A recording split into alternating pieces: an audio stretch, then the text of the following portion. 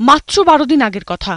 14 September আমার দেশ পত্রিকায় তার কলামের শিরোনাম ছিল দ্য প্লট থিকেন্স। প্রথম লাইন, একটা মজার খবর দিয়ে শুরু করি।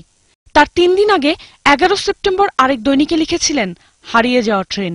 প্রায় শেষ সময় পর্যন্ত সমাজ রাজনীতি নিয়ে এভাবে জানিয়ে গেছেন তার দৃঢ় মতামতের কথা, জানিয়েছেন নানা সমস্যার সমাধান কেমন করে সম্ভব।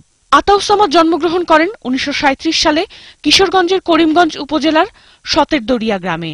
তিনি ঢাকা বিশ্ববিদ্যালয় থেকে MA পাশ করেন। সাংবাদিকতা শুরু করেন 1959 সালে।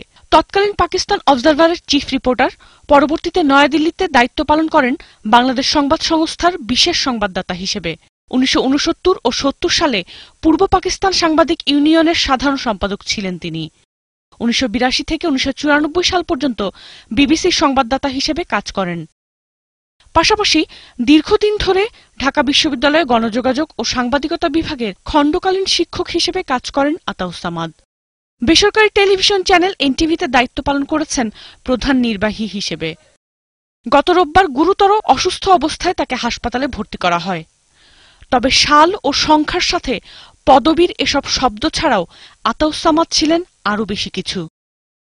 সময়ের চেয়ে অগ্রগামী, নিজের সীমা অতিক্রম করে যাওয়া এক মানুষ, যিনি মৃত্যুর মাত্র 2 সপ্তাহ আগে উচ্চারণ করেছিলেন, this train is going to the city, this train is going to the city where the lights are all.